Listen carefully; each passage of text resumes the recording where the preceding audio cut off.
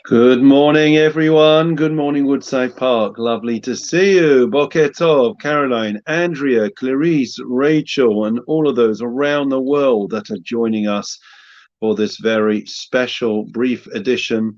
Unlike London Underground, unlike the tube services, we have a normal, excellent service every single day. So we are delighted you are joining us. This is the last Mishnah in the first chapter. We're making a siyum today. We're making a graduation, a completion of this section of the Mishnah. And afterwards, then we'll move on to the next chapter of Ethics of the Fathers. It goes so quick. Time flies when you're having fun. So, as we said, tomorrow, please God, we will be live from the Rabbinical Conference. Isn't that exciting? Hopefully by 9 o'clock we'll have some colleagues that will be able to pop in, some VIP guests to say hello, if they are there early to set up with me.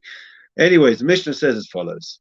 Rabbi Shimon ben Gamliel Omer. Rabbi Shimon Gamliel says, O shlosha dvarim ha'olam kayam. On three things the world continues to exist. Al hadin, va'al ha'emes, on truth, and on judgment, on truth, va'al hashalom, and on peace.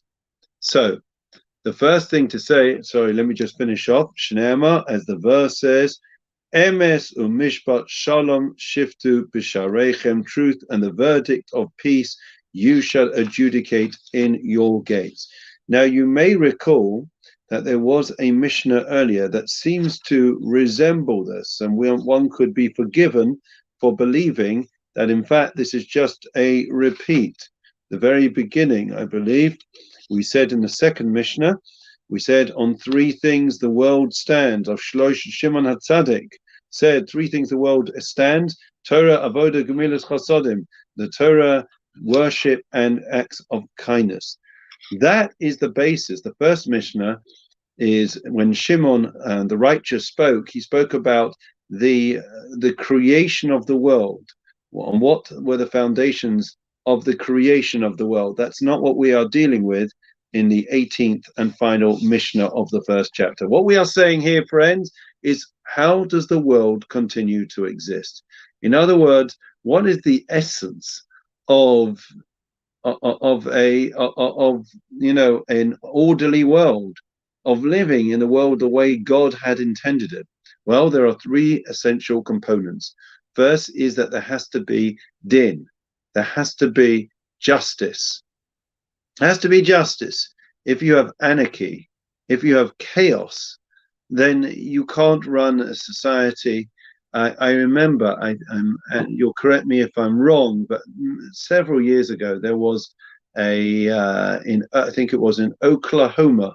I think it was there was a hurricane, a huge hurricane in America, and literally the whole place was destroyed, the whole city was destroyed, and they opened one of the football stadiums for people that had been displaced to come and to stay there until they managed to have some type of clear up and make the necessary provisions for these people that were now displaced. Anyways, this was a real mishmash of all different types and stripes of people from very different economic backgrounds. And what happened was, sadly, without justice, they recognized that there was no justice because there was no law enforcement at that time, at the time of this crisis, and therefore some people that were villains, crooks, they decided to make the most of the opportunity, and whilst people were sleeping in the stadium, they stole, they pickpocketed them, they stole, and even in some instances, God forbid, they carried out the most horrendous crimes against these people. So where you have where you don't have a judicial system that is in place and that is enforcing justice, you have absolute anarchy. Conversely, you can sometimes have a legal system or laws that are put in place that are immoral. They may be legal, but it may be immoral. You may recall the story in Nazi Germany. Nazi Germany, you should know that the Nazis carried out their final solution, and even in the lead up to it, with the Kristallnacht and all the other horrendous, acts of destruction and mayhem and persecution of the Jewish people in Germany. And my family, I know the stories personally. They were done within the confines of the legal system. There is one instance where there was a teacher, a rebbe in a cheder, and he was teaching, and all of a sudden the phone rang, and he was told to pick up the phone. Picked up the phone, he was told, "Your house is on fire." He called the fire brigade, and he said, "My house is on fire. Please, please go there quickly to save my house." So they called him back, and they said, "We're very sorry, but we are not allowed under the law, because you are a Jew, we're not allowed to put out the fire.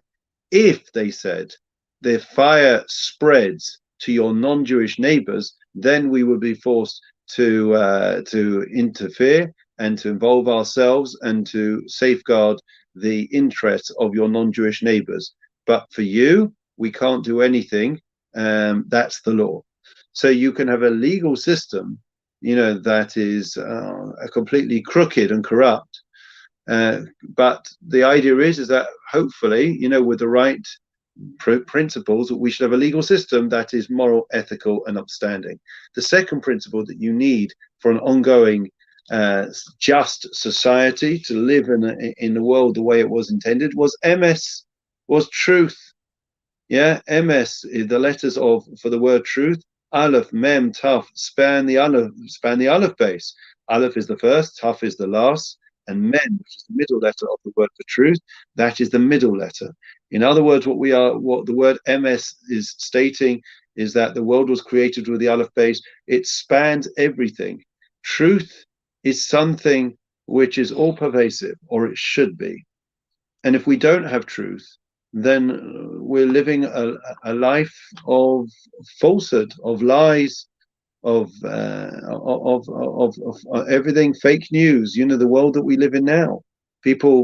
Many people find themselves waking up and feeling in a state of crisis because they feel that there's nothing real anymore. What is real? It's very difficult to know, isn't it? What is real? Everything is fake news. Everything is the post-truth era, which was the word of the Oxford Dictionary several years ago. So therefore, emes, truth, is very much at the very fabric of society and of the relationships which we have. If you don't have honesty, if you don't have truth, if you can't trust somebody, then that relationship is really non-existent. And that is the second ingredient. The third ingredient is shalom. Vala shalom. Shalom, of course, means peace. It also means wholesomeness, completeness, and perfection.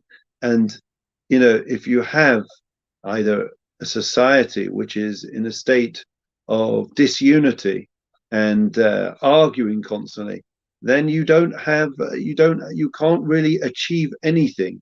That's why the word for peace and the word for perfection and wholesomeness are the same.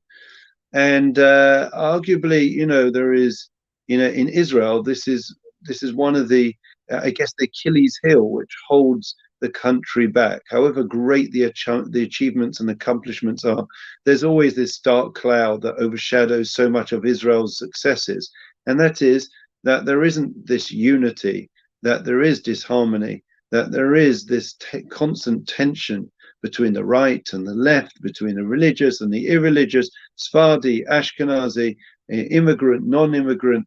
It's so painful.